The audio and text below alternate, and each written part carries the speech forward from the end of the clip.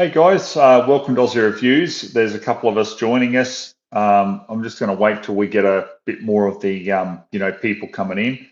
For those of you in the comments there, guys, can one of you just give me the thumbs up and just let me know that everything's okay with the audio? You're hearing me okay? Yep, we're starting to get a good influx of people now, which is great. Yep, so if someone can let me know that the audio is good. Yep, cool. Okay, guys, we've got a fair bit to get through, so please stay, with me, and we'll get through a lot of stuff. The amount of messages that I've had, in the last few days, like I'm talking like, 2, 3 messages coming through every minute. There's been a lot there that a lot's gone on. So for those of you who I don't know for some reason don't know what's going on, we did have a terror attack in Australia here in Sydney, Bondi Beach, there on the weekend, just gone.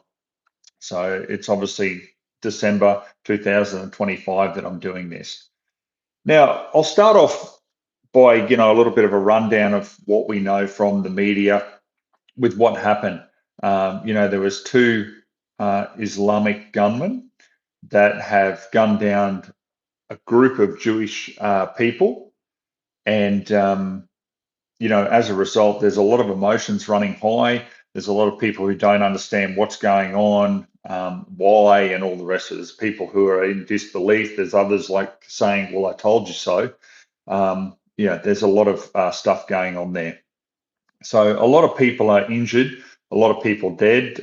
Final numbers are still not confirmed at this stage because there's people in critical conditions in hospital and that may end up losing their lives.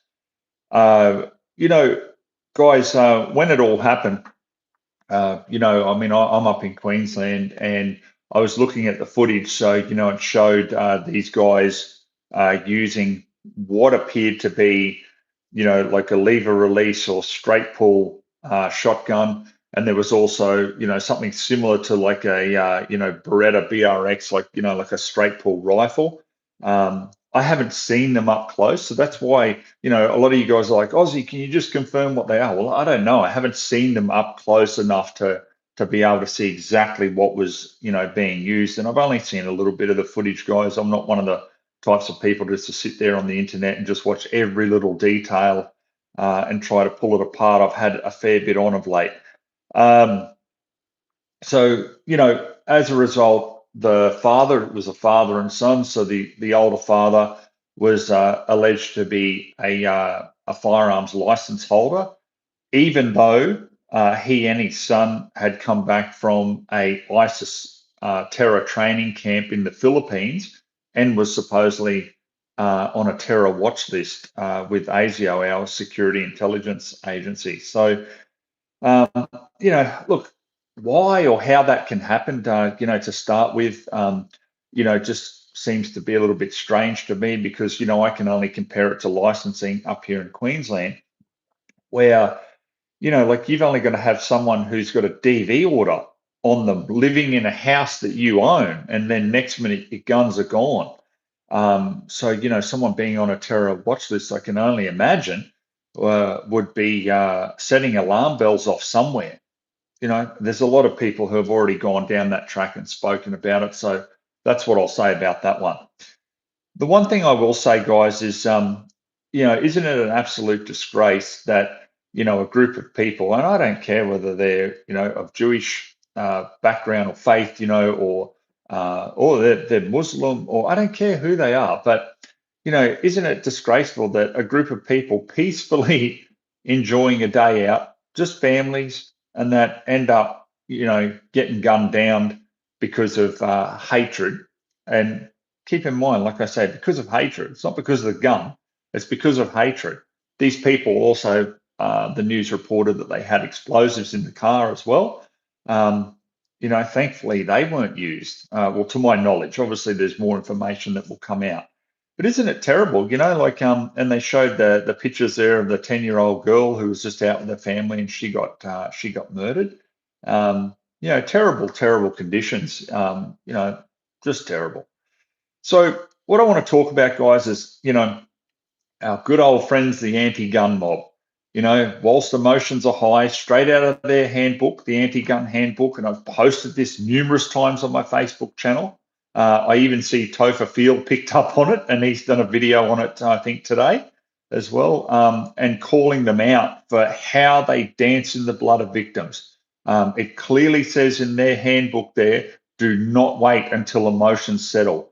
Get in there while emotions are high, because that's when you've got your biggest chance of getting the greatest success in gun bans. So this is what they do, is they push the politicians to try to get these bans through.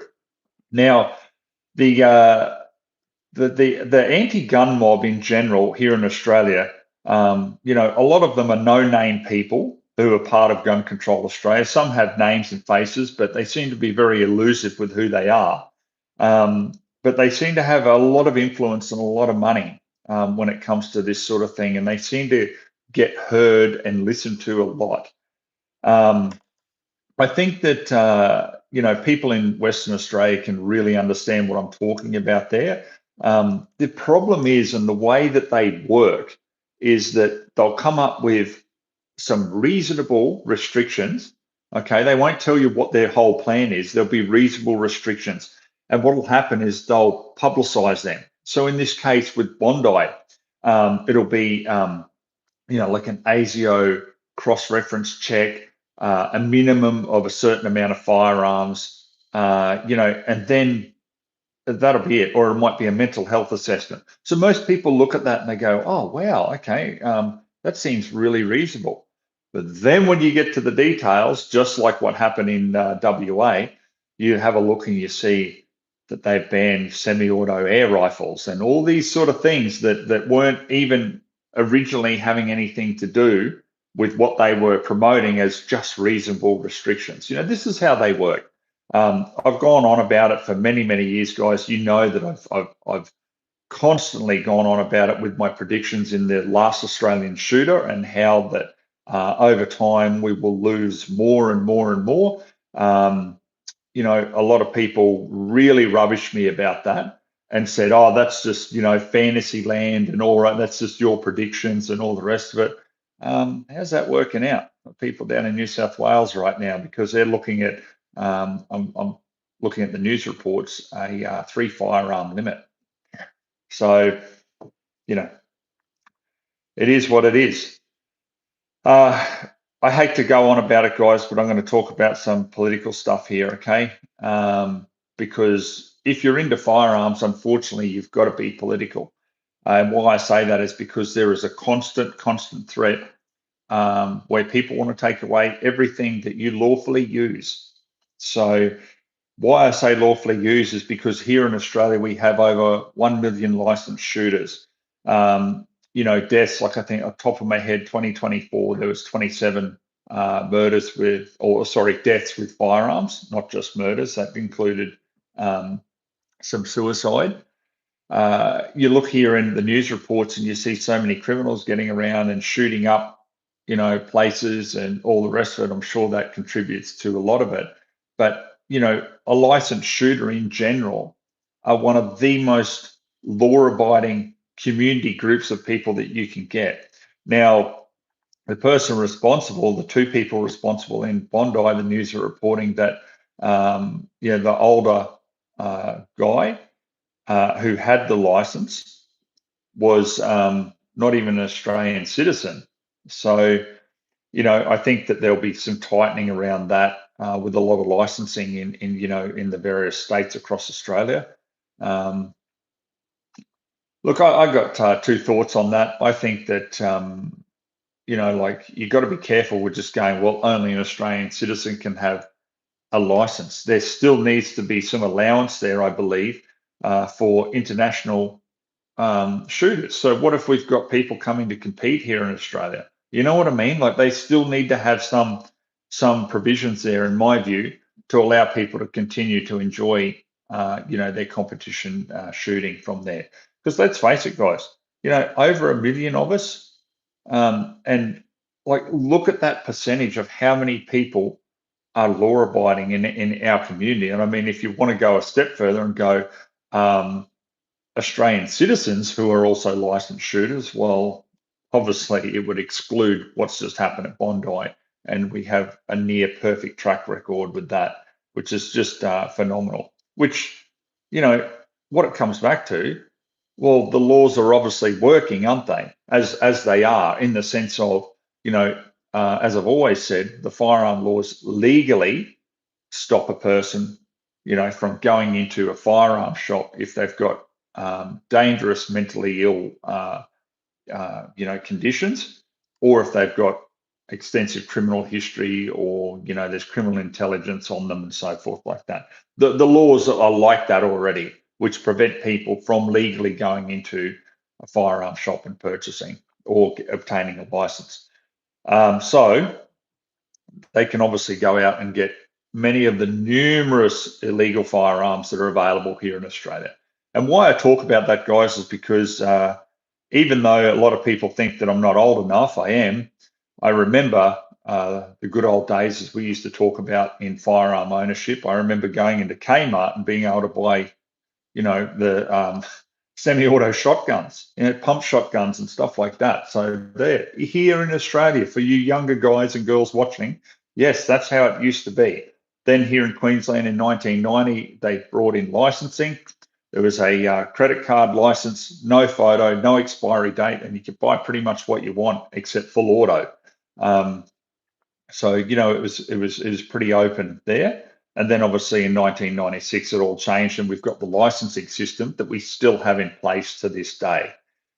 Okay, sorry guys, I got a little off track a little bit there, but that's that's how I remember all that being. And now we've got this system in place that puts stringent background checks and all that kind of thing in place. And I think that most shooters out there wouldn't really argue too much against it, against a simple background check to preclude those people who are dangerously mentally ill, or have like criminal intelligence, the terror groups and all that kind of thing, or criminal history, from legally going in and purchasing a firearm. So I'm getting to a point there.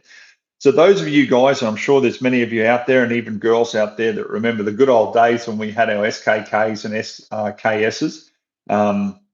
We had our Mini 14s and all the rest of it, and they were just great going out shooting with them. Especially like going out getting onto mobs of pigs and all that kind of thing. There were so many SKKs and SKSs imported into Australia, because I remember I actually paid $250. Well, sorry, my parents did, because it was a birthday gift for me when I was 11 years of age. I got an SKS with 1,200 rounds of ammo. People go, oh my God, it's like, Satan's going to, take over the earth or something. It's just ridiculous. But that's how it was. And because back then we had discipline too, something that's seriously missing from this day.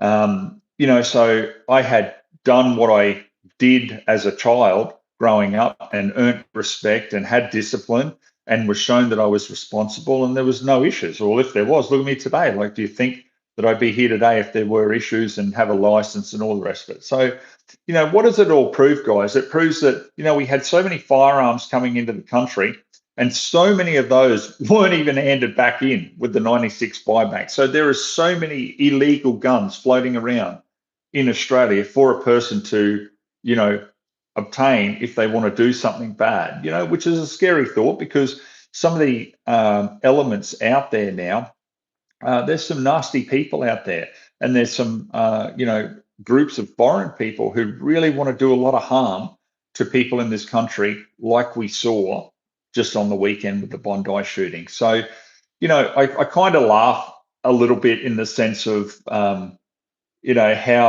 all these anti-gun fools really think that through, pushing harder and harder with licensing, that they're going to solve the problem.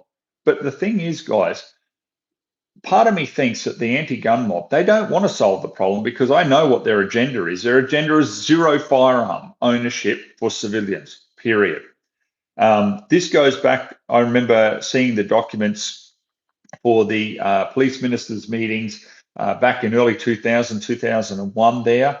And back then they were pushing for most firearms that didn't have just one or two shots. So anything over that magazine capacity was to be pushed up into much, much higher categories that are just out of reach of even sports and recreational shooters. So what what amazes me is just how long this anti-gun movement has been going on here in Australia. These ideas and what they're proposing doesn't just come out of nowhere. It's been well documented, well prepared by groups like Gun Control Australia, so that when there's a tragedy like we've just seen, they can dance in the blood of victims and push damn hard to get politicians to take on their ideas and push their agenda because emotions are running very, very high. And that's what we've got now. I'm seeing what's coming out of New South Wales. Like it seems like legislation is being rushed through. I mean, I haven't seen the legislation in any great detail, so I only know what the news is telling us. But I'm pretty much sure that it will be a lot more involved than what they're telling us. So yeah, there's going to be some real changes from that because politicians, understandably, they want to be seen to be doing something. Whether it's right or wrong or indifferent, that's up to you to interpret, depending on which side of the fence you sit on. But the fact is, something will end up being done. At this stage, at the time of doing this live review here in Queensland, I believe Tasmania, won't be, bringing in like limits and all that kind of thing that we see over in WA recently, and that what New South Wales is doing. I think Victoria is going the same way. Sorry, guys, I'm just looking at a couple of little notes. Normally, I just go straight off the cuff, but there was a few things that I wanted to really address with this. So this is where we're at in Australia in general, and I am in agreement with a lot of politicians out there who say this isn't the gun. This is clearly a hatred and a terror issue. Because let's look at the situation that happened in Bondi. So, say for example, they didn't have any firearms, right? But they had like those explosives devices. Well, what if they planted them and let them off and killed 30 or 40, 50, even more people? What then? Do you know what I mean? Like, you've got to address the elephant in the room. And it's, as I've said since the beginning of my channel, bad people do bad things. You can't remove objects from them in the hope that, oh no, it'll solve it and they'll just find the love of Jesus in their hearts and be great people. Like, it doesn't work that way. And this is where, guys, this leftist mentality that is so prevalent here in Australia, in my view, is just destroying the country, because they just seem to live in absolute fantasy land with so many things. They just expect people just to just make the right choice all the time, but there doesn't seem to be any consequences, and there's just so many issues with that leftist woke movement. I could go on forever about it, but that's not what this is about. I just disagree with it because that's not how I was brought up or raised. Definitely nothing like that. There was definitely consequences, and you were encouraged very much to make the right decisions. Otherwise, you'd pay for it. Your backside would be pretty sore too. So, guys, I guess now the one thing that I want to touch on is why I'm so political. I've done so many political posts, and it's worked against me because, the algorithms and stuff like that on, YouTube, Facebook, and that have heavily restricted me. I mean, look how long I've been operating this channel, and I'm still not breaking. I'm close to it. Still not breaking the 100,000 subscribers on YouTube. Yet the analytics years ago projected me to be at like hundreds of thousands of subscribers. Same on Facebook. I just get hampered, and I just keep pushing on because for me, like, it's not about any money coming in from it, because I can assure you they've certainly killed that over the years for me in hope that I would go away. But sorry, I'm still here. They just seem to, there's just so much against anyone sort of, I guess, like putting any sort of factual argument out there. And this is where I don't agree with this leftist woke movement these days, is everyone wants to run with emotions and feelings and just ignore all the facts. That seems to be the standard method these days. And anybody who comes up with any facts, any rational argument or conversation, they just hammer them. Like they slander them, try to bring them under such scrutiny, and basically destroy your life until you come back around to that really leftist woke thinking and go along with the agenda. Like, yeah. Anyhow, let's move on.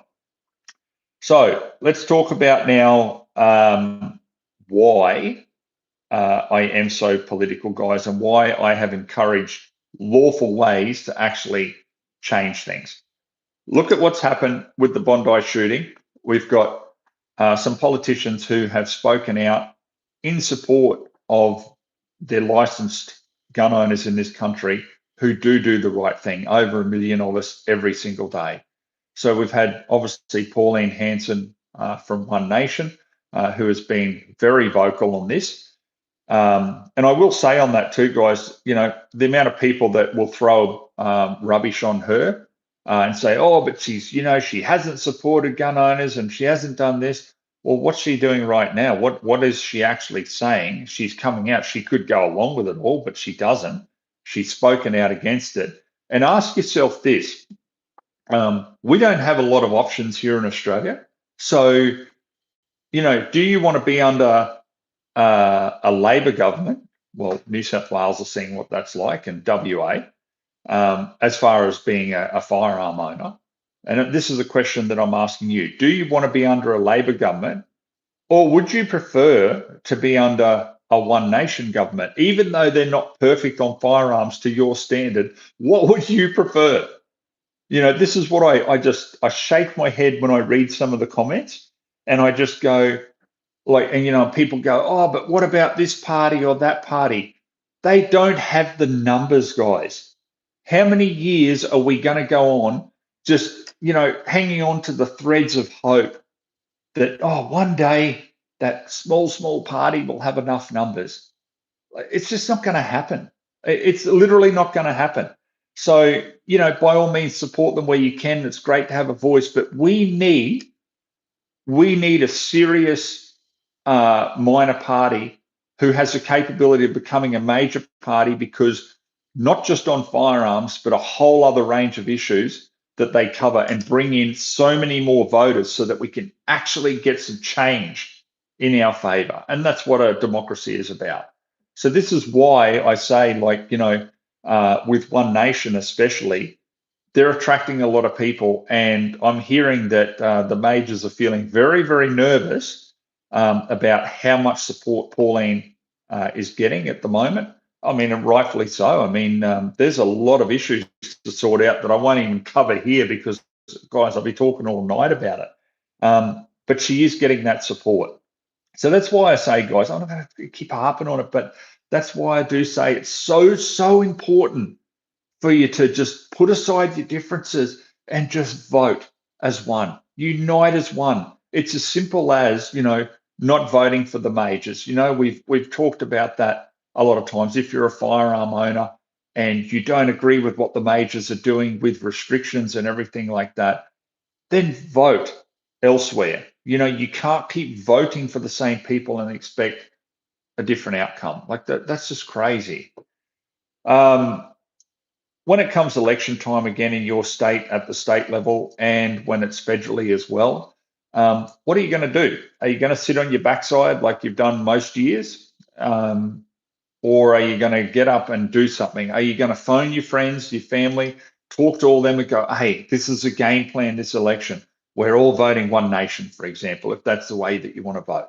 Are you going to ring up like your local candidate and say, hey, can I hand out some how to vote cards for a couple of hours at one of your polling booths? You have to get involved, guys. You have to. I don't know how many times I have to say it, because every election that I go and I'm handing out how to vote cards, I see a sea of supporters for Labor, Liberal, and even the Greens. and this is what we're up against. And people, if you haven't worked it out now, when you have a look at what happened with Bondi, look at all the people in New South Wales, the shooters I'm talking about, and I see it on pages and stuff, and they're screaming for a little bit of hope and everything. And it's like, well, guys, who are you voting for as a whole? And I know so many shooters are very good with where they place their vote. They put it in preference of their hobby being shooting, but there's so many shooters that don't.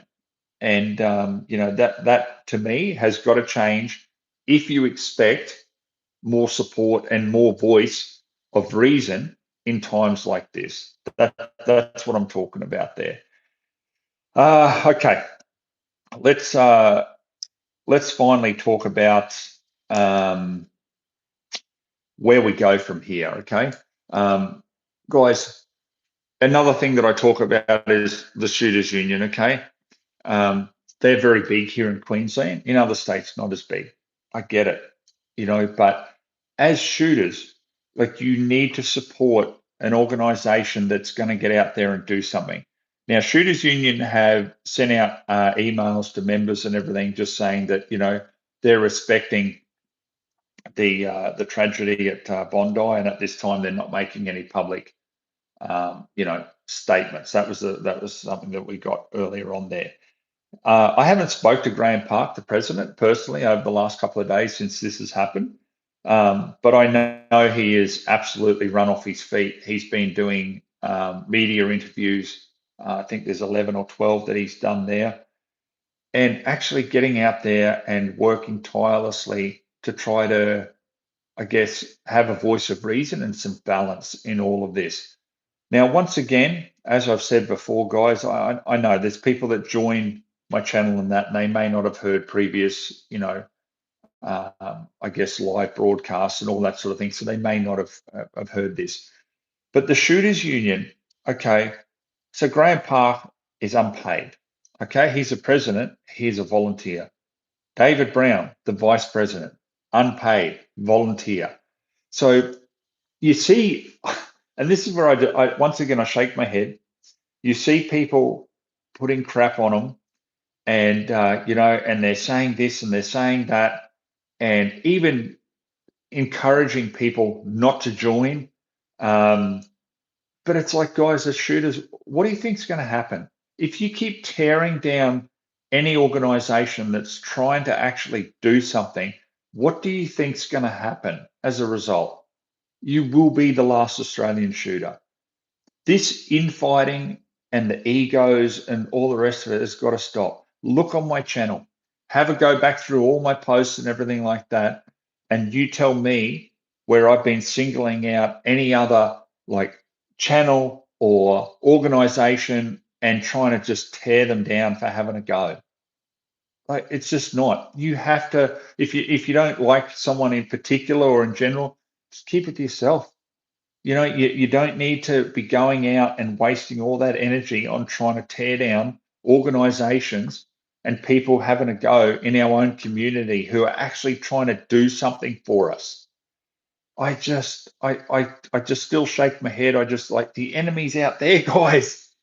Not in our community like that, but it's just really bad. And that's something else that I would encourage everyone to change. You need to change. You need to just zip your mouth. If you've got something really bad to say, or you've got an issue with Shooters Union, for example, that's because we're talking about them. Why not email them and take it up with them? If you've got a real issue with them, because I can assure you, the amount of people that get support from them, that go to QCAT and get provided with legal representation, QCAT, which is a civil court here in Queensland, it's amazing how much they actually do. And then when I speak to Graham, I'll say, oh, so what's been happening over the last week? And then he'll talk about, met with the police minister, met with the premier, or the staff members from the premier's office, and that we spoke about XYZ. Then they go and they'll meet with weapons licensing, which is a firearms registry up here. They're actually active. And my question to you guys is how many of you are doing that? for free. Like, this is what I mean. Like, and I look at Graham Park, and no offense to Graham, but he's starting to get on a bit in life and age, and the guy should probably be retired, enjoying, time with his family and all that sort of stuff. But he's not. He throws his whole heart into it. Another person that I'm going to talk about is Jay Cleaver as well. He is the president of the Dealers Association here in Queensland, runs probably the largest gun shop in Australia, being Cleaver Firearms. Um, like the amount of time and effort that guy puts in to the fight, and money as well that he puts into it. I take my hat off to the guy. I really do. Like, you just don't realize how much these people are doing for us. You just don't. And without them, guys, I think we'd be in the hurt box big time. We just because otherwise we just wouldn't have any sort of, I don't know, like, who else out there, like, is out there fighting the good fight for us? I'm asking you that question. Like, it's just really disappointing to see where everything's going here in Australia. And what I mean by that is just the overall feel and everything. Like, everyone's walking on eggshells at the moment in the shooting community because they're really thinking that, hey, this is it.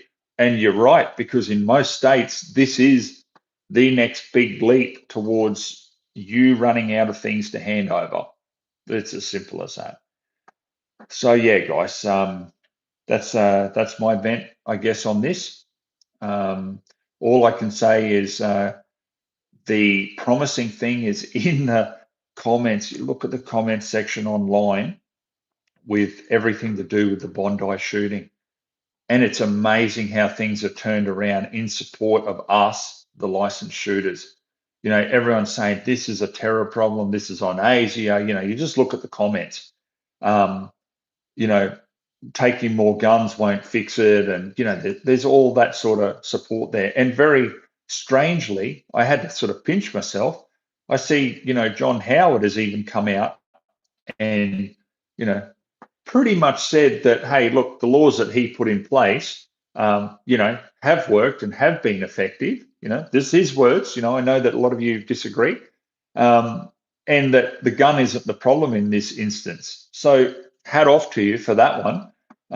It's actually nice to see some voices of reason through all this emotion and everything coming into it. So yeah, guys, I don't know. It's some weird times going on right now. All I can say is I will keep doing what I can, and I'll keep running the channel and doing what I can to bring the information to you, and try to, I guess, just I guess, like, guide you through some of these turbulent times that we're seeing. But if this isn't a wake up call to the way things are going, because do I believe that this will like solve, like, for example, about like a 3 gun limit, or whatever other laws that they pass down south there? Do I think that this will prevent tragedies in the future? No, I don't, because my belief is that bad people do bad things, and they will just resort to other methods if they can't get a hold of what it is that they want to use to do bad things. So, as we've seen before in terror attacks overseas, um, people are just getting, like, trucks, minivans, all that sort of thing, mowing down crowds of people. Um, what's happened in Australia, guys? What the hell has happened for this sort of stuff to be going on now? And there's a lot of angry people out there, and I think that you know future elections may just change rapidly. That's my prediction there. I think that people have well and truly woken up and had enough. And like I say, you can see it on all the social media stuff. The tide is kind of turning back to perhaps a little bit more support on our side of things as licensed shooters, because I find it terribly offensive that I get tarnished with the same brush as those guys on the weekend, at the Bondi thing. What I find really crazy, and I'll talk about this too, this has sort of just popped into my head. What I find really crazy is how, for example, we can have people who do a terror attack, right? and they may be of Islamic faith, for example, and they're very quick to come out and say, do not blame all Muslims, um, for this, that, this is an isolated attack or whatever, however they want to talk about it or justify it. But they do say that. And look, I agree, because one of my really good mates is, he's he's an Arab, and he's a damn funny guy. I love the guy to bits. So do I believe that everyone from that nationality or that religious belief is bad? No, I don't. And rightfully so. So I agree with what the government is saying when they come out and they go, don't tarnish the entire, Muslim faith because of the actions of a few, right? My question is this: why doesn't that then get turned around for licensed shooters when something goes wrong with a licensed shooter? It just seems amazing to me that the entire licensed community of over 1 million people that day in, day out do the right thing, we just get tarnished with the same brush should one single person from the licensed shooting community do the wrong thing. Why is that? Perhaps you can comment below, guys. Like, comment and tell me what you think. It's just, I find it absolutely ridiculous. And the other thing that I find very ridiculous too is all the information out there that, even like health organizations and everything put out about mental health. And they talk about, having empathy for people with mental health and including them and all the rest of it. Yet on the firearms side of it, and we've got the anti-gun mob pushing for it as hard as can be to alienate any licensed shooter that has any sort of mental health condition. Now, I'm not a doctor, so I can't openly make any sort of assessments or talk about it, other than to say I do understand that not all mental health means that you're a dangerous psychopath and you just want to go on a killing spree. Far from it. I mean, I believe that every single one of us at some stage has felt a little bit off with mental health. How many of us have a bad day at work? Well, I mean, perhaps that could be classed as, your mental health isn't so good for the day because you're feeling a bit stressed or whatever. But should that then preclude you and alienate you and take you away from, your love hobby? Like, I certainly disagree with it, but there's a lot of anti-gun mobs that are pushing very, very hard for that to happen and getting, political support for it. So, yeah, I just find that absolutely ridiculous. I also find as well, when you look at the amount of people, like I say, 2024 off the top of my head, 27 people died by, a firearm. So they were either murdered or there's a suicide or something along the lines of that. So you look at that, even with 27 million people that we have here in Australia, you would look at that and you would say, yeah, Australia certainly doesn't have a problem with guns, right? But then you look in the same year, we've had, about 1,300 people killed on the roads.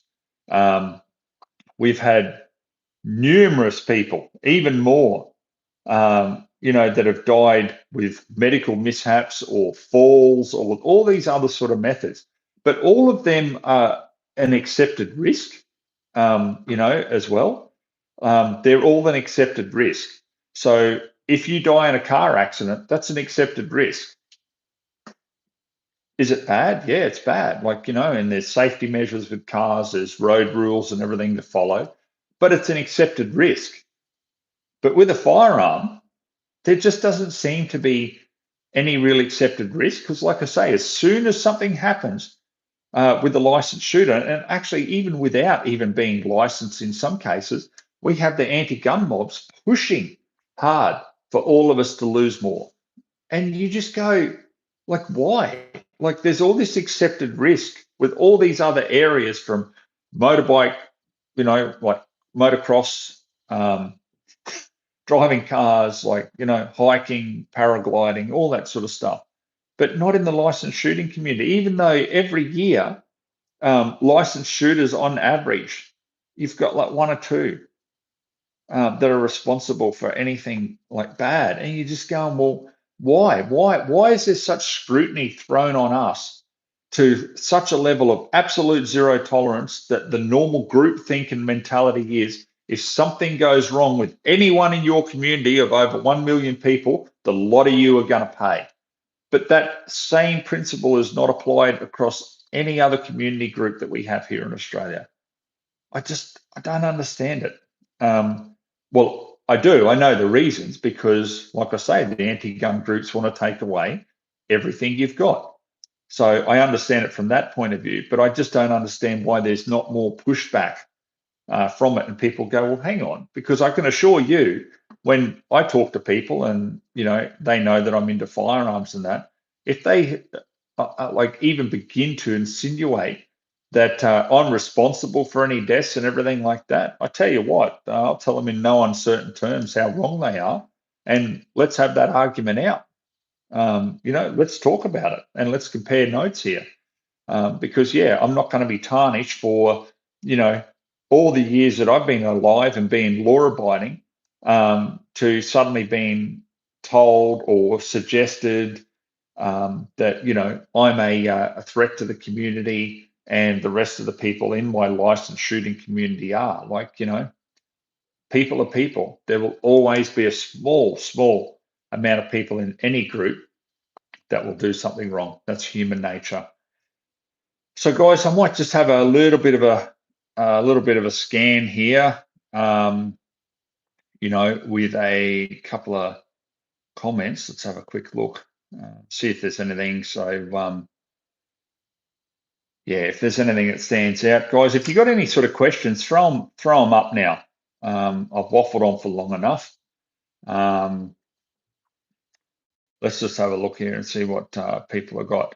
I'll talk about reviews as well. Like I just got a new Ruger American, the Gen 2, the Ranch rifle in 5.56 223. So that's going to be next rifle review coming, guys. And also I've been contacted by Wedgetail to have a look at some of their new bolt actions. So I'm pretty keen to do that as well. So that's what's happening on the review side of things. I tell you, on the farm, I've been ridiculously busy, excuse me, with things. So, guys, as always, I try to balance as much as I can. I tell you what, geez, it's a struggle at times. But anyhow, let's have a look at some of the comments here. Yep. So Storm 23 says government is dodging the real issue. It's not the guns. 100%. I agree, mate. Another one, 3 nuts by 3. How do we know he was licensed? Have you seen it? No, I haven't. Yeah, this is just going off what the media are saying there as well. So what direction did you say Vic was looking to be heading, Ozzie? That's from Pima 510. I believe that they're going down a very similar path as New South Wales. I could be completely wrong with that. That's just what I've heard has been floating around. And when I look at the Premier down there, do I believe that she will go that way? I don't think it's out of the realm of impossibility that she wouldn't do that. So we'll see what happens with that. But once again, that's where everybody in every state needs to, be quite vocal with what their beliefs are. And like I said, it's a really reassuring thing to see on all of like the mainstream media there in the comments, like overwhelmingly how many people are saying, hey, it's not the guns. This is clearly a terror attack. And, and then they put it back on government, and then they've got all sorts of beliefs, but everybody has their own views on it. So, okay, so Jeff Harold says, do you think button release shotguns will be grandfathered? Mate, possibly. Look, I'm no expert in property law. I'll say that now, but I believe that like the '96 buyback, when they did that, they had to compensate you. Where I believe that the states, it's not the same as federally. That's how it's been explained to me. So will it be grandfathered? if the state ends up, I don't know, if the states end up doing different things, I'm not sure on that, mate. Look, possibility, it may be, but it may be just an outright ban. My belief is that it will be an outright ban, just thinking about how they work. That's my thoughts on it. What caliber was the rifle the kid was using, mate? I don't know. That's from Damo PX1. I really don't know. Honestly, guys, I haven't looked. There's so much footage and everything getting around, and there's different theories and stuff like that. I haven't got too buried into it, other than, hey, there's a heap of innocent people that have definitely been killed. It just seems very unusual that, from looking at, what I've seen, that yeah, it's all sort of like the push button, straight pull type firearm stuff. It just seems to me a bit strange. So another guy here says, Collide Rule says, inside sources saying it's going to be limited to 3 firearms in New South Wales. Yes, mate, I believe it is. I mean, that's not, hush hush. I just saw literally before going live that there was a news article advertising that. So, I mean, let's talk about that for a minute. I mean, what's the magic number? Um, you know, there's always, like, because you can only use one at a time, maybe two, okay? Because you've got two hands. So if you've got more firearms in waiting, I guess you can run round to them, okay? So they have an argument there that they can try to push, but literally you can only use one mainly at a time. Two, like if you want to, I said technically use two, but I'm talking about with any sort of accuracy and efficiency, you really need both hands using a firearm, don't you? So, what's the golden number here? Because what will happen, like, say, for example, that same attack in Bondi happened, but they had 3 firearms. Well, what then? One firearm? But then what happens if they just simply use one firearm? No firearms. Like, you know what I mean? Like every year I've seen since 1996, there's always been more restrictions and more bans. Okay, that's just the facts. Like that's exactly what's happened. So you're continually seeing it coming down, coming down, coming down. And that's why I say, guys, like, some people laugh at it, but that's why I say you don't have to be a mathematician to work out, as the future goes on and you're handing over, and losing and losing. At some stage, you're going to have to run out of items to hand over, aren't you? Like, that's just basic mathematics. So, yeah, anyhow. Um, So Luke 5G 230 says, question, what's your take on non-Australian born citizens being allowed to own firearms? Didn't realise it was actually allowed. Mate, whether you consider me the voice of reason in this department, a lot of people are going, yeah, well, no, they don't need to have that. My view is, well, what about people that come here and get a visitor's license when they compete from overseas? I believe that there still needs to be provisions for that, because why would you want to kill off, international sports shooters coming here to engage in competition?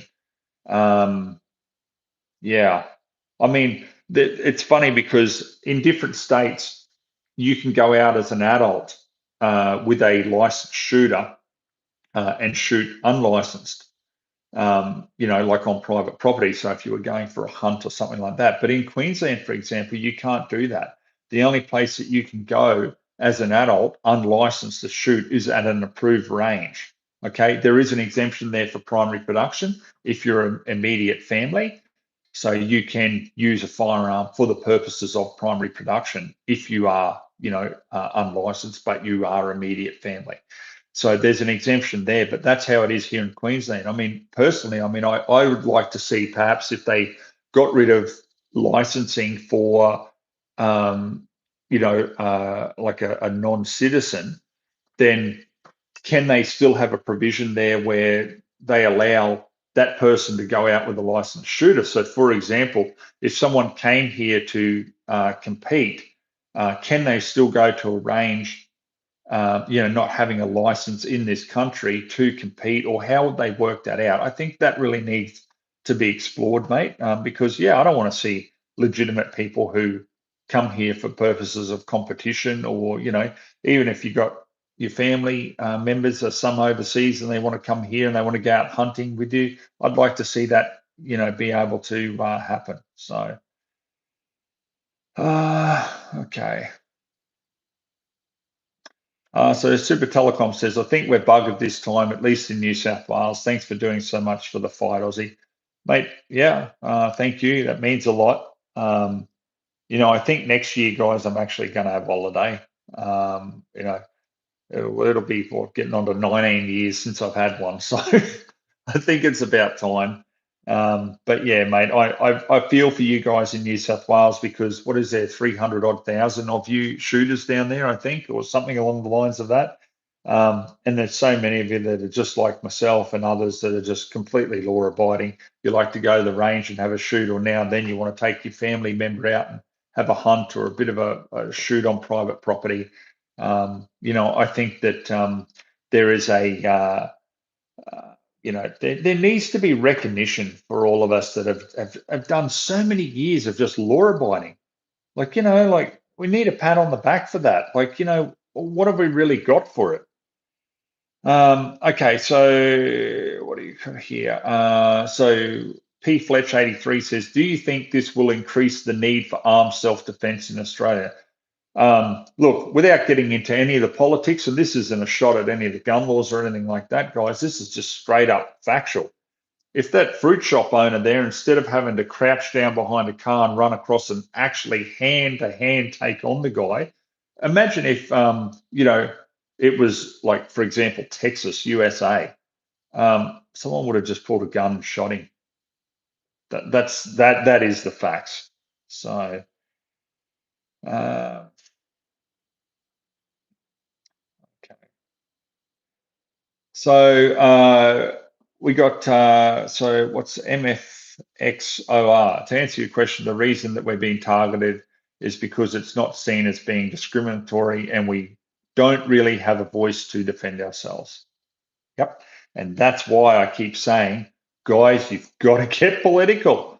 I mean, like we have different pushes for firearm stuff here in Queensland. Like recently, the Labor government up here tabled um, some WA style gun laws, went down the mandatory mental health ongoing assessment route and others, but it didn't get the legs, right? And, we've got a couple of the Katter Party boys here in Queensland that speak up heavily for licensed shooters. Like I said, Shooters Union is the strongest in Queensland out of the other states. They're not as established there. I get it, but all that can change, guys, because it's up to all of us to actually do something. Like I'm no one special. You know, I didn't even really have much knowledge with cameras and everything. I mean, and I just wanted to get out a voice of reason and show people when I started the channel that this is actual licensed firearm ownership in Australia. We're not all mass killers and everything as we get portrayed as, and just psychopaths in waiting and all that kind of stuff. Um, you know, 99.9% of us in our community do the right thing every day, and we're just normal people from so many normal backgrounds. Like you've got everyone from like doctors, lawyers, you've got all your trades, you get your emergency services, military, all that sort of thing. And we see that, don't we? If we go out to a range and you're seeing people who are either disabled, and they enjoy shooting, everyone has a common interest. Like it's a great community, and it could be so much more if people simply voted as one and put aside differences, and put aside like trying to tear down organizations that actually get out there and do stuff for us and try to fight.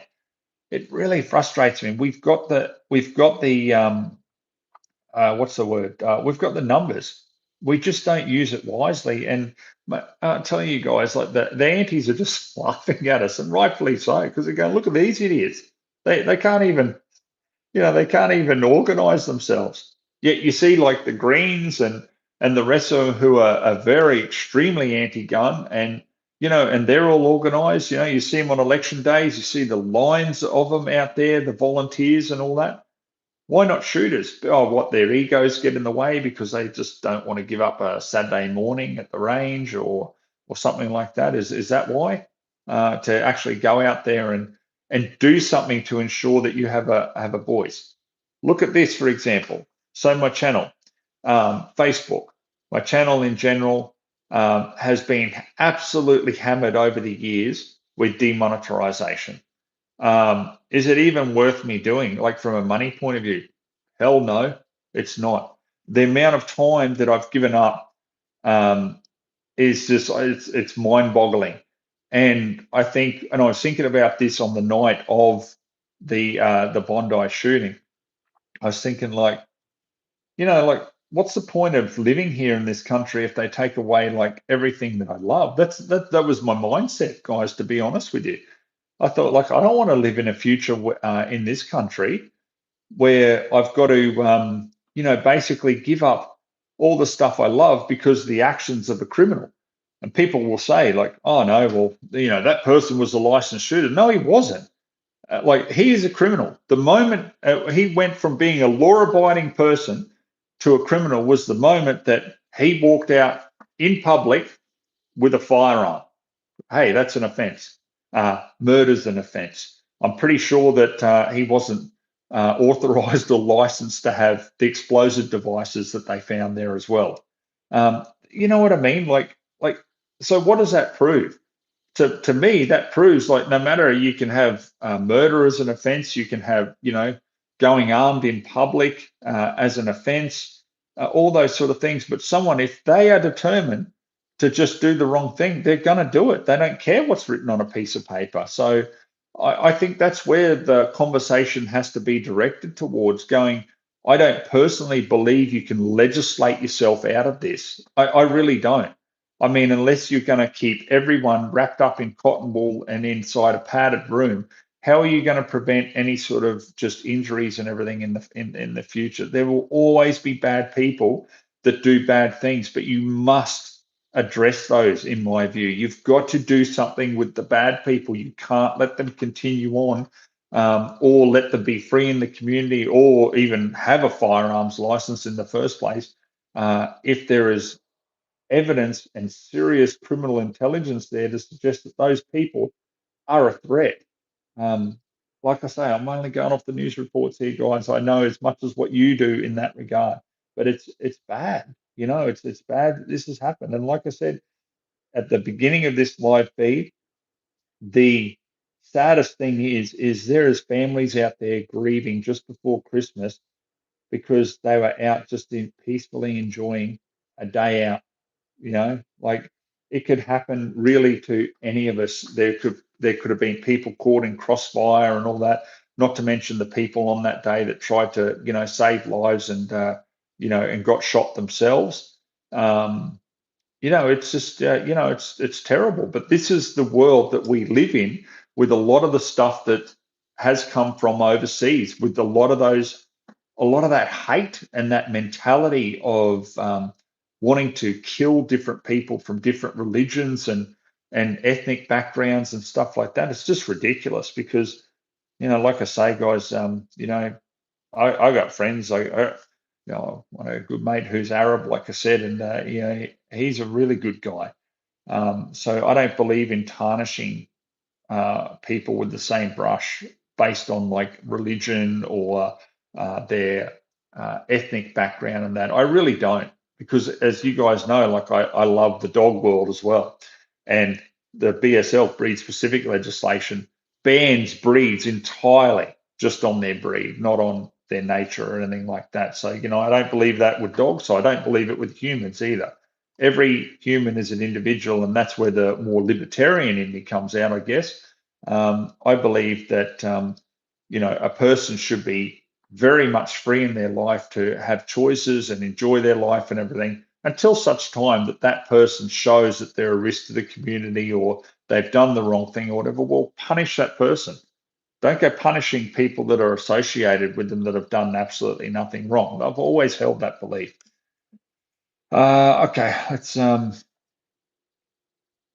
scroll down here, guys. Sorry, there's probably a heap of comments now. I'm sitting there waffling on. Sorry about that.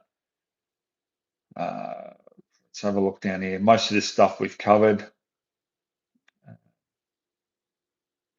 So yes, so Mick 3746 says, "Hi Ozzy. I would assume if they restrict the number of guns to three, they would need to implement a buyback." Yeah, mate. Like I said, I'm not a professional on that, but federally, if something comes down like it did for the '96 buyback, I believe yes, they have to compensate. I don't know about the state and especially New South Wales.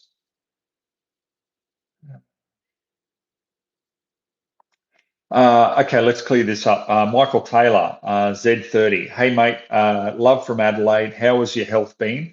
I saw you on Facebook. You were unwell and in hospital. Hope you're doing well. So, mate, that post was that was from 2022. Okay, that photo, I should say, not the post.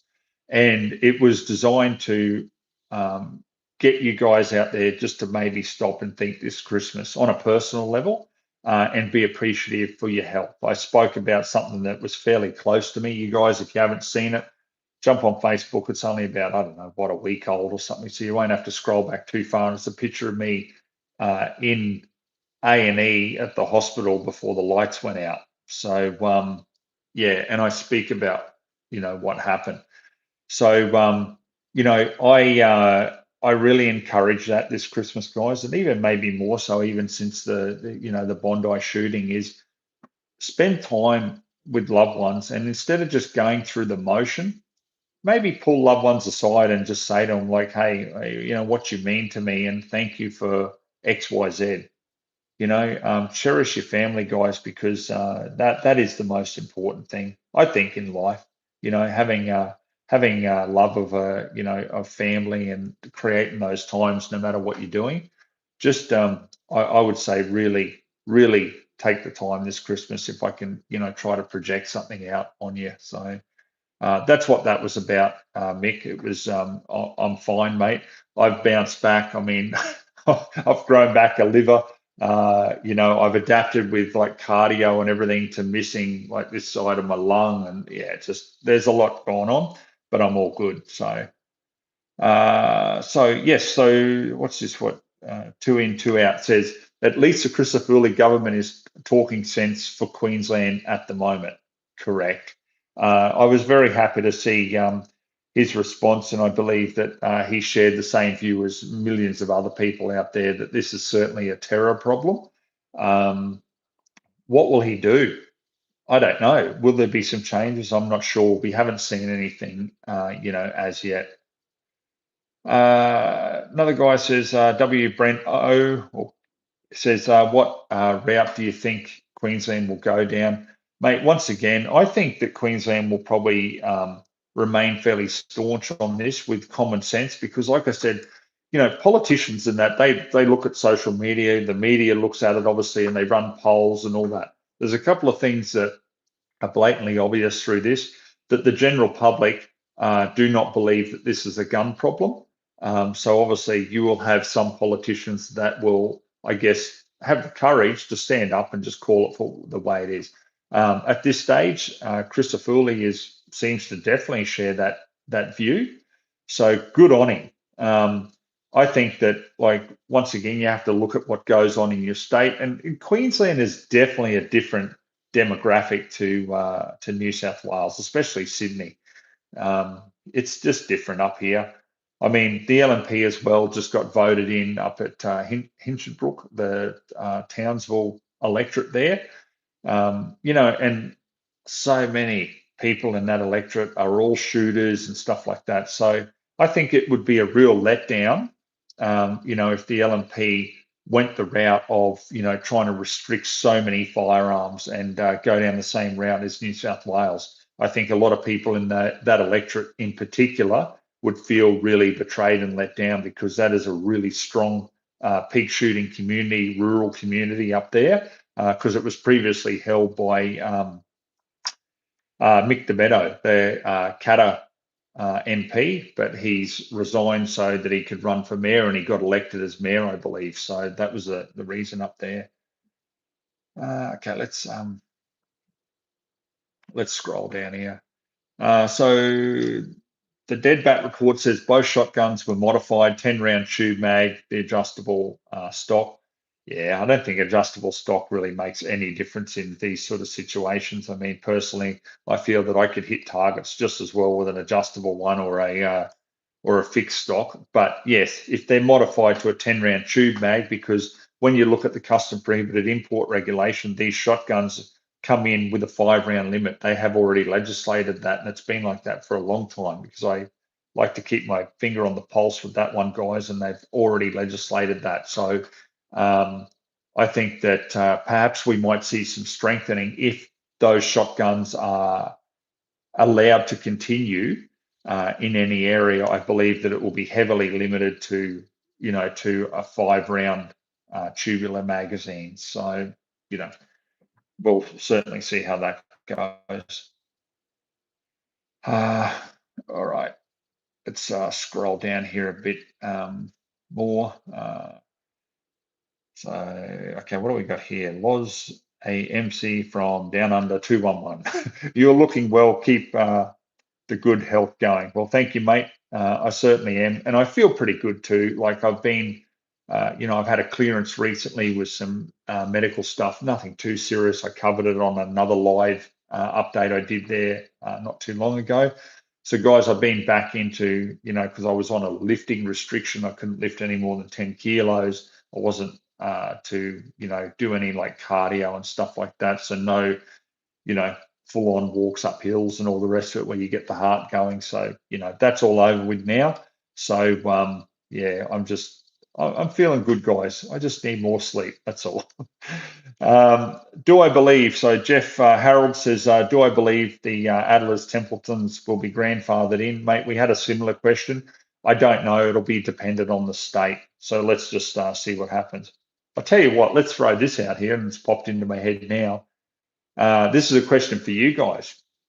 If you live in another state and that state brings in like a 3 gun limit, like, New South Wales, for example, and say, for example, you lost 80% of your firearms or whatever it is, so hypothetically, say they were banned, but Queensland and even Tasmania at this stage seem to, not be looking at any drastic changes.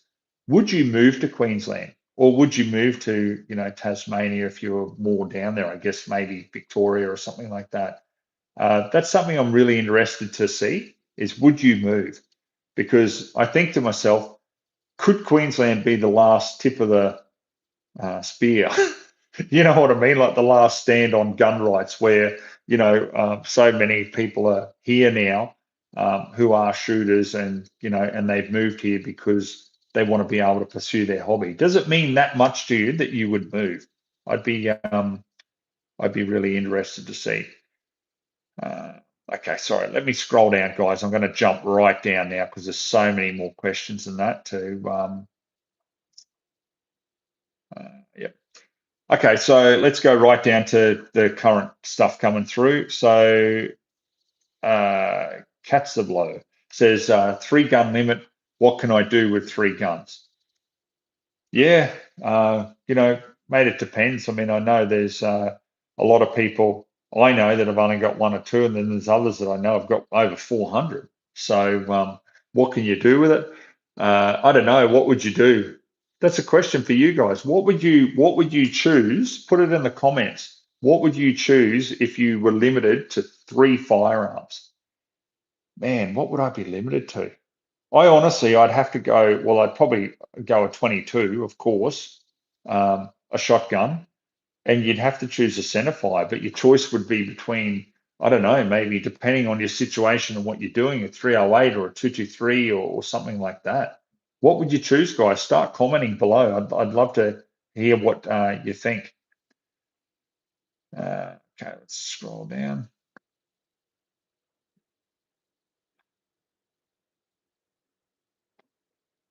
And also, too, in Queensland, we can still have gel blasters here as well. That's another positive to Queensland for those who want to move here. I guess I'm selling it for Queensland.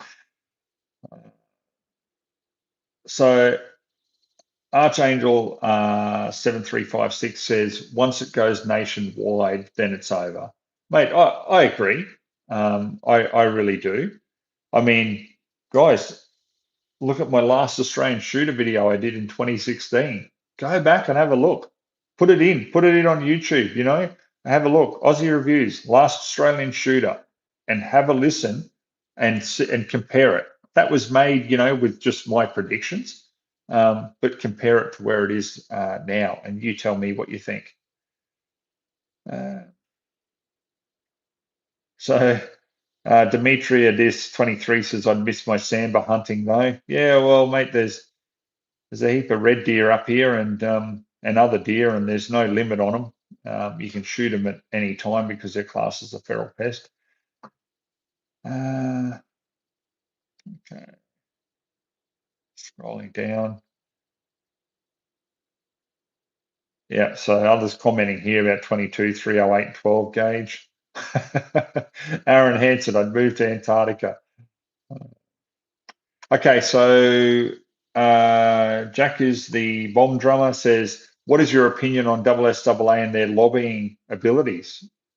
I personally, this isn't a dig at them, but I haven't heard anything from them, so I don't know. I don't know what they're doing with regards to any of this.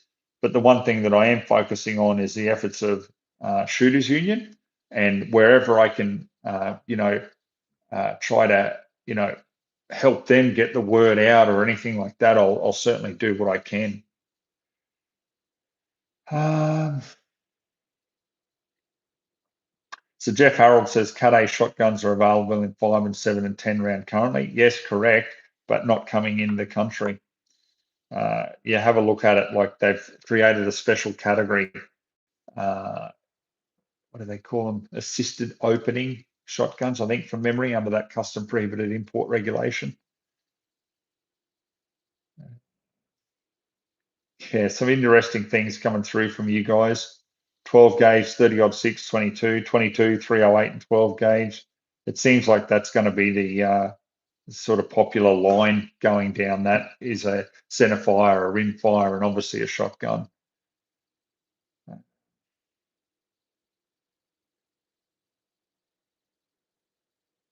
Okay, just scrolling down here, guys. Just bear with me to find some other questions here. So old man IPSC says, I hope people in Queensland are contacting the police minister to let him know that you will never support LMP again if they change the laws, mate. I think that's probably happened, to be honest, because they at this stage seem to be, um, pretty, staunch on their stance there. But I don't know. Like, this is the thing, guys. Like, politicians can change. They perhaps get more information, or they see polls sort of swaying this way or that way. Who knows? I've never been a politician. I don't know exactly how they think, other than they certainly sway to public opinion and what keeps them elected. I mean, that's the game. What keeps them elected. And I think our Prime Minister may see the result of that with, all the negative comments out there at the next election. I don't know if he'll get back in, or there's that many calls for him to resign and everything now.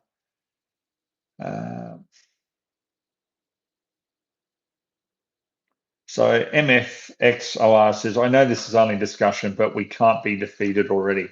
100%, mate. I had a friend of mine phone me, and he was pretty upset about it all. And has invested 20 odd thousand in his firearms with setups, with scopes, and everything else like that. And he was quite stressed about the possibility of losing everything, like everybody else is, and like all the people in WA are, and all this kind of thing. It really affects people's lives. Like, if you're taking away their hobby, that's their outlet. I mean, could mental health issues then creep in if they don't have their outlet and their hobby?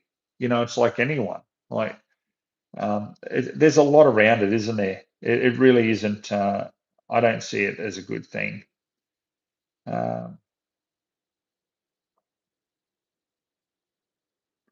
Okay, so this is interesting. So Super Telecom says, I own 27 guns, including 3 Accuracy International target rifles. Ooh, there's some money there. And some very rare and valuable military surplus rifles. I will absolutely leave this state.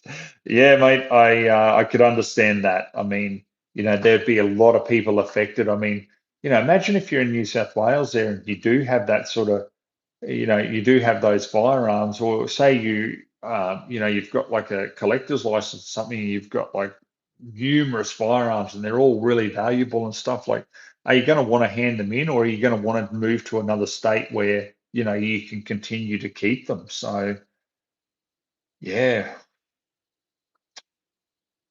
Uh, Now, this is an interesting comment here. So, small batch precision 2791 says switch barrel question mark. One long, short shotgun. The average is 4 to 5 rifles most people own. So I reckon they'll go 5. Well, mate, this is the thing. New South Wales are openly saying, according to the media, that it's going to be 3. But that would be a very interesting question. Are they going to allow? And this is where it comes from, guys. A lot of European areas, that's why, like, CZ and other European rifles had that caliber conversion, because in a lot of those areas over there, you can have maybe like 1, 2, 3 firearms, but you are allowed to change the caliber on those firearms. So that'd be a really interesting thing to see if that gets off the ground here. Um, so Y11YY says, you're selling Queensland to me. Ha ha ha. Yeah, well, mate, there are a lot of good things here about it. It definitely seems to be yeah, there's a lot of shooters in Queensland. Well, in actual fact, I think there's about 220, 230,000 of us, which, Queensland's pretty sparse once you get out of the bigger towns. So, uh, okay, so I'll address this one. This is an interesting question. So Pimmer510 says, would definitely consider moving. How hard is it to get your firearms license in Queensland, though? I heard it was difficult because you can't hunt there and use that as a genuine reason. Is that true, mate? No, that's definitely not true. Hunting is a genuine reason here. So it's called recreational shooting. So if you do, for example, you go for your AB license, right? You do your safety course. Um, you get your safety certificate. You don't have to join a club, but I do highly recommend it because, for example, and I guess it's a bit of a plug, but it's just factual. So Shooters Union, for example, they give you liability insurance when you join as a member. So, I like to have that. So hence why I'm a member. Um, Not a requirement, but you can, if you've got a letter from a rural property owner on a minimum of 40 acres here in Queensland, then you can have a license for the genuine reason of recreational shooting. So you can go to any rural property then with permission from the landowner and be able to hunt on their property. So it's as simple as that. When you put in your application here in Queensland, we have a 10-year license for A and B. That was changed by the LNP Newman government when Campbell Newman was in power. And I thought, what a great change, like 10-year license instead of 5. So you're not having to renew it as much, which is a great thing. So that's how it works here. Uh, you'll also get to obviously being able to go and shoot at a club on a range and things. You'll get that as well. Very interesting, guys. I won't read all of them, but very, very interesting to see what's the choice with people. Most people are saying 22 shotgun and 308.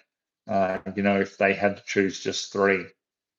Alan Bates 5596 says bolt what bug assault? Yeah, we'll need a PTA soon. Yeah, mate. Like it's when you see some of the proposals from the anti-gun mob, it's ridiculous, like it is really ridiculous. And this is why I keep saying, and I'm going to say it again, we have to join as one. We have to vote as one. Stop throwing other shooters under the bus. You've got to be motivated come election day. It's only just one day, and even a couple of days. Sorry, a couple of hours out of the day. That's all it is. You've got to do it. We have to, because what's going to happen if we don't? It'll just keep going down this path, and we'll have nothing left. There will be nothing left. Okay. What's this? Petrus Monos 9611. Gang members don't don't, or I think know about the gun laws is what he meant to write, or don't follow the gun laws. Yeah, correct, mate. Um, you look at it, don't you? Like people who are criminals with like unlicensed firearms. They don't have to put up with licensing. They don't have to pay any fees, or they don't have to have inspections. Like, uh, okay. So RZ11 Media says, do you think um, this is it? What about the future of people who are wanting to get into the sport? Well, mate, it's still going to be able to happen. But this is the whole thing. It depends on us as shooters, like how vocal we are and how much we contribute, to our sport and hobby. Like we all got to do our part, and that's as simple as like a donation. Like I'll donate to Shooters Union. Where I can, I'll put in some money, or I try to help out with something like like if there's like um, a local club that's doing um, God, just went blank. Safety certificates. That's what I was looking for, like safety courses. Then, I'll encourage people who are, you know, not shooters to get into shooting, because the more people that have their license and everything and get to see how it really is, well, it's strength in numbers like any organization or any group of people. Okay.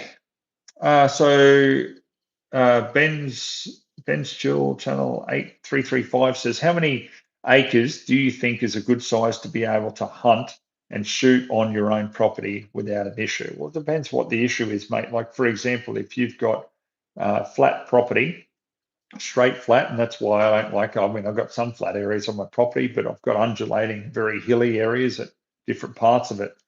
But if you've got people, neighbours, right on your fence line on a straight flat property that's say like 100 acres or something like that, yeah, you're probably going to have a bit of an issue with shooting. But then again, it depends on what caliber and everything like that. So it really depends on the layout of the land. That's why I like a rural property that's got some good hills and everything on it, because you've got a backstop to just safely shoot into.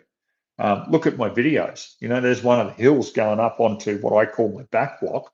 Um, geez, you'd never shoot through that, even after all the years. There's probably about, I don't know, this much or something into that backstop being drilled out. So yeah, it really depends on the layout of the land and what caliber you're using. Uh, Okay, so we got another question here. What do you think we should all do in response to these laws? I live in New South Wales and not in a position to move. Would our next step to go to shooters, fishers party, start petitions, MP letters? Look, all of them are good ideas, mate. Everything that you can do, even if at the end of the day you get ignored, at least you've done something. You know, because this is the thing, like if everyone takes the attitude, oh, it's just going to get ignored anyway, what's the point? As I've said to people before, when you write a letter to a minister, or you write a letter to, just your local MP, or you make an appointment and go and see them, like that stuff is logged. So the more people that do it, the more on record that it's recorded that there is an issue that people are concerned about here. So that's why I encourage everyone to do it. You've got a democratic right to do it. So utilize it, because it could be worse, guys. We could be in a full-on communist country where you don't even have a right to do that. It's still democratic to a degree here in Australia, so use your right to do that. Um, Someone said here, Simon Harris, 4801 SSAA have released a statement. Okay, sorry, I haven't seen that, mate. I'll probably have a look at it after we do this. I certainly hope that they get on the front foot as well, because, this continual, I guess, acceptance and just bending over in general that we've seen from the shooting community in general like it's got to stop. People have to stand firm with their beliefs and go, no, I won't be tarnished with the same brush. I am a responsible law-abiding person in general. So you've got to stand up for yourself there and make some noise. But like I say, do it legally. Go see your local MPs, help out, your local clubs and that. Donate to people like the Shooters Union who are actually out there and doing something and fighting. Stuff like that. If there's an equivalent in your state, get behind them, help them grow. We've all got to do our part. Uh, so, yeah, Space Goat 92 says, as soon as they brought in those laws in WA, I knew it'd only be a matter of time. 100%, mate, because the anti-gun mob have been pushing, even here in Queensland and the other states, for the lead up of the last, 3 or so months before the Bondi shooting? 100%. Shooter Down Under said, Firearm Owners United have just reformed. Awesome. That's good. Get out there and support them. Mr. Seafiz says SSAA have just said they're going to work with government to change laws. I'm furious. Or he goes on to say, I'll be taking my money elsewhere when renewal comes up. Yeah, mate, I can understand your frustration there if that's true, but let's just see what comes out with it. But I'm pretty sure that we'll soon see the details.